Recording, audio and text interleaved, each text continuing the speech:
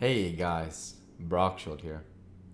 Back with you with the next video in our series, The Great Expectations by Charles Dickens. Without further ado, returning to Great Expectations. You bring me, tomorrow morning, early, that file and them whittles. You bring the lot to me, at that old battery over yonder. You do it, and you never dare to say a word or dare to make a sign concerning your having seen such a person as me, or any person somever, and you shall be let to live. You fail, or you go from your words in any particular, no matter how small it is, and your heart and your liver shall be tore out, roasted, and ate. Now I ain't alone, as you may think I am. There's a young man hid with me, in comparison with which young man I am an angel. That young man hears the words I speak. That young man has a secret way peculiar to himself of getting at a boy, and at his heart, and at his liver. It is in vain for a boy to attempt to hide himself from that young man. A boy may lock his door, may be warm in his bed, may tuck himself up, may draw the clothes over his head, may think himself comfortable and safe, but that young man will softly creep and creep his way to him and tear him open.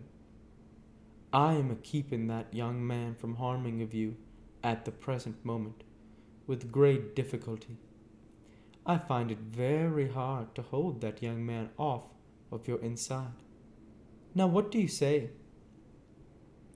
I said that I would get him the file, and I would get him what broken bits of food I could, and I would come to him at the battery early in the morning. Say, Lord, strike you dead if you don't, said the man. I said so, and he took me down. Now, he pursued, you remember what you've undertook, and you remember that young man, and you get home. Good night, sir, I faltered. Much of that, said he, glancing about him over the cold, wet flat. I wish I was a frog, or an eel.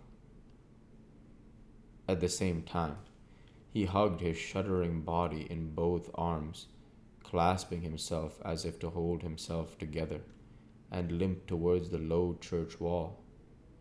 As I saw him go picking his way among the nettles and among the brambles that would bound the green mounds, he looked in my young eyes as if he were eluding the hands of the dead people, stretching up cautiously out of their graves to get a twist upon his ankle and pull him in. When he came to the low church wall, he got over, like a man whose legs were numbed and stiff, and then turned round to look for me. When I saw him turning, I set my face towards home, and made the best use of my legs. But presently I looked over my shoulder, and saw him going on again towards the river, still hugging himself in both arms, and picking his way with his sore feet among the great stones dropped into the marshes here and there, for stepping places when the rains were heavy or the tide was in. The marshes were just a long, black, horizontal line then, as I stopped to look after him, and the river was just another horizontal line, not nearly so broad, nor yet so black, and the sky was just a row of long, angry red lines and dense black lines intermixed. On the edge of the river I could faintly make out the only two black things in all the prospect that seemed to be standing upright. One of these was the beacon by which the sailor steered, like an unhooped cask upon a pole, an ugly thing when you were near it. The other gibbet, with some chains hanging to it, which had once held a pirate. The man was limping on towards this ladder, as if he were the pirate come to life, and come down, and going back to hook himself up again. It gave me a terrible turn when I thought so, and as I saw the cattle lifting their heads to gaze after him, I wondered whether they thought so too. I looked all round for the horrible young man, and could see no signs of him. But now I was frightened again, and ran home without stopping. Chapter 2. My sister, Mrs. Joe Gargery, was more than 20 years older than I, and had established a great reputation with herself and the neighbors because she had brought me up by hand. Having at that time to find out for myself what the expression meant, and knowing her to have a hard and heavy hand, and to be much in the habit of laying it upon her husband as well as upon me, I suppose that Joe Gargery and I were brought up by hand. She was not a good-looking woman, my sister, and I had a general impression she must have made Joe Gargery marry her by hand. Joe was a fair man, with curls of flaxen, hair on each side of his smooth face, and with eyes of such a very undecided blue that they seemed to have somehow got mixed with their own whites.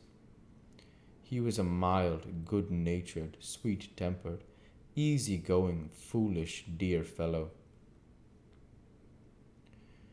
a sort of Hercules in strength, and also in weakness. My sister, Mrs. Joe, with black hair and eyes, had such a prevailing redness of skin that I sometimes used to wonder whether it was possible she washed herself with a nutmeg grater instead of soap. She was tall and bony, and almost always wore a coarse apron, fastened over her figure behind with two loops, and having a square, impregnable bib in front that was struck full of pins and needles. She made it a powerful merit in herself, and a strong reproach against Joe, that she wore this apron so much, though I really see no reason why she should have worn it at all, or why, if she did wear it at all, she should not have taken it off every day of her life. Joe's forge adjoined our house, which was a wooden house, as many of the dwellings in our country were, most of the time, at that time. When I ran home from the churchyard, the forge was shut up, and Joe was sitting alone in the kitchen. Joe and I being fellow sufferers, and having confidences as such, Joe imparted a confidence to me the moment I raised the latch of the door and peeped in at him opposite to it, sitting in the chimney corner. "Mrs. Joe has been out looking for you, Pip, and she's out now, making it a baker's dozen. Is she?" "Yes, Pip," said Joe. "And what's worse, she's got Tickler with her." At this dismal intelligence, I twisted the only button on my waistcoat round and round, and looked in great depression at the fire. Tickler was a wax-ended piece of cane, worn smooth by collision with my tickled frame. "She sat down," said Joe, "and she got up, and she made a grab at Tickler, and she rampaged out. That's what she did," said Joe, slowly clearing the fire between the lower barns with the poker, and looking at it. "She rampaged out, Pip." "Has she been gone long, Joe?" I always treated him as a larger species of child, and is no more than my equal. "Well," said Joe, glancing up at the Duchess clock, "she's been on the rampage this last spell about 5 minutes, Pip. She's a-coming. Get behind the door, old chap, and have the jack towel betwixt you." I took the advice. My sister, Mrs. Joe, throwing the door wide open and finding an obstruction behind it, immediately divined the cause and applied the tickler to its further investigation. We'll go ahead and stop there for this week. As usual, I want to say thank you for watching and I hope you enjoyed. Please like, comment, and subscribe as it greatly helps the channel. Light be with you all. Take care and thanks again.